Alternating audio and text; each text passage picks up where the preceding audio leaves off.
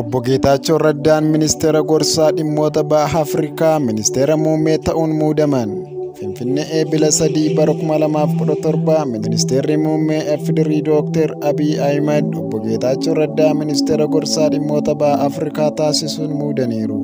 Obbo Geetaachoo Raddaan eebila 3 2017 irraa eegalee ministeera gorsaa dhimmoota baha Afrikaa ministeera muummee ta'uun muudamuu ragaa waajjira ministeera muummee irraa argame ni mul'isa.